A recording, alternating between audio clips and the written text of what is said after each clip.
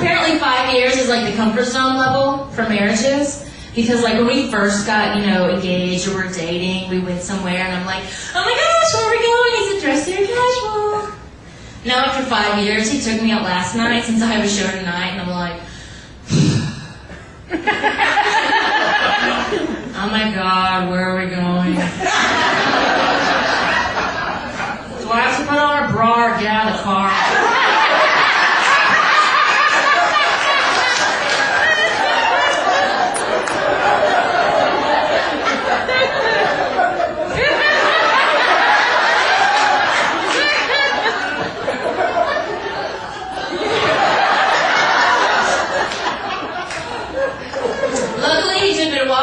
So I didn't have to wear a bra.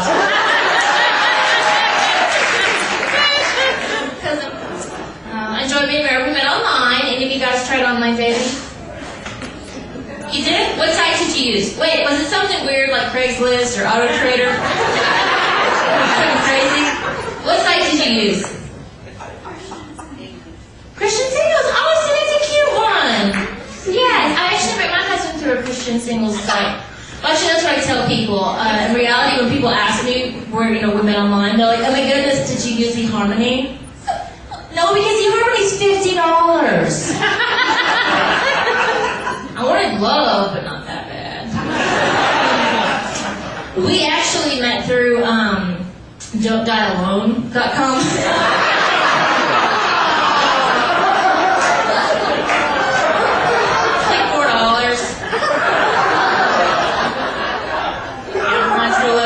You get a one-bedroom apartment and a bunch of cats.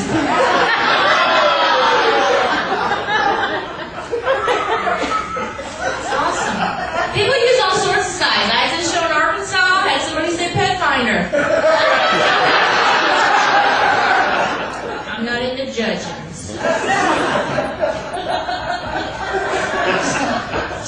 Enjoy being married. Online dating, though, for those of you that haven't tried it, it changes the whole dating dynamic.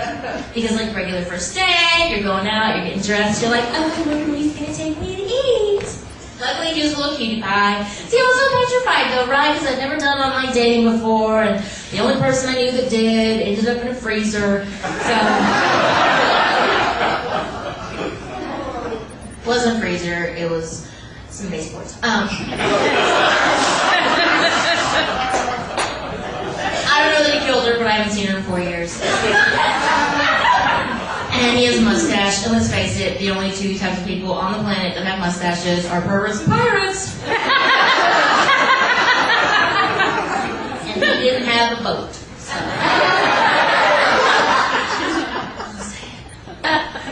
No, it's alright, I was petrified. So before I went inside, I was sitting in my car and I'm praying. I'm like, please don't be a serial killer. Please don't be a serial killer. In his defense, though, y'all, later he admitted to me he was in his car going, please don't be a dude. Please don't be a dude.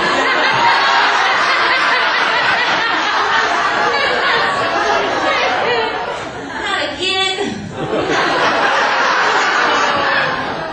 Just to mess with him, though, I'm like, silly, I'm not anymore. So I'm one of these women that the baby's worth it. I do not enjoy being pregnant. If I had one more woman come up to me and tell me that they've never been happier and healthier when they were carrying a child, I'm going to throw up everywhere. And the first, I'll tell you, we made the smartest decision ever. We decided to move from Georgia to Texas, and I was like, ooh, what better place to spend my third trimester than Houston?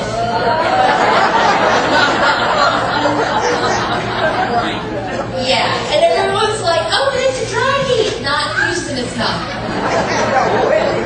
I even had a woman try to make me feel better. She goes, no, sweetheart, see, the humidity is good for your skin because you sweat a lot. It moisturizes your skin. And I'm like, you know what? I will take dry skin over no cleavage sweat any day of the week.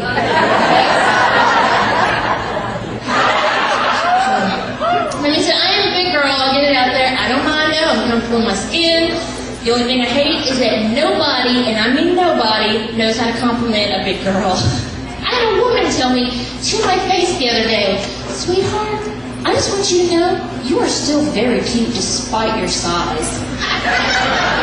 Shut up. You might as well have walked up to me and been like, you know, for a fat chick, you sure don't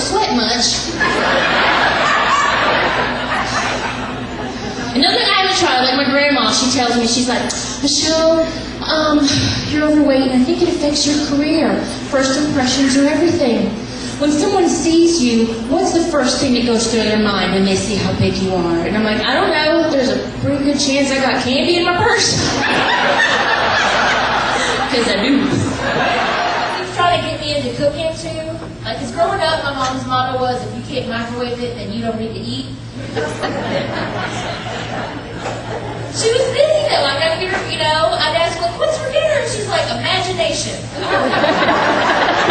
Again? That last night. Which, and it was always, cool when I would go stay the night at my friend's house, whose moms would, like, make big, huge meals, because they would sit down and they would pray, and they were like, dear Lord, thank you for this pot roast and mashed potatoes with homemade gravy, corn on the cob, apple pie, steaming rolls. Amen. And I'm at home like, dear Lord, thank you for this Hot Pocket. And it's crispy curd cheese and a flaky crust on it. Everyone says, oh, you're having a baby, you gotta learn to cook. No, I don't. I have a husband that can cook, and it works out perfect around holidays, because I bet 90% of poor ladies in here, Thanksgiving, Easter, Christmas, 3 days leading up to the big day, what are you doing, slaving in the kitchen? Yes. Nope, not me. When it comes time to dole out who brings what to family events, it's always the same thing. They're like, oh, okay, Sue, I need you to bring, the red velvet cake that you make is so fabulous. And you can bring the sweet potato casserole. Oh, and the broccoli and cheese. That's right, that'd be fabulous. Okay, and I'm going to need you to bring spare ribs that you make. You can make some baked beans and coleslaw. And Michelle, what's that thing that you brought last year that was so good? I'm like, the ice? Yes!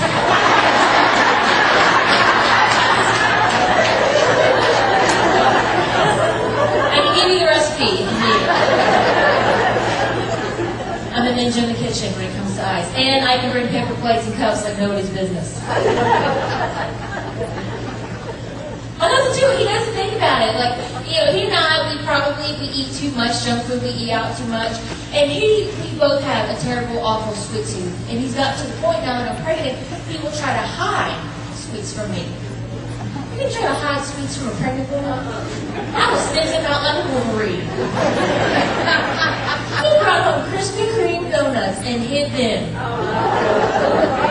in the microwave. I'm like, you horse's butt.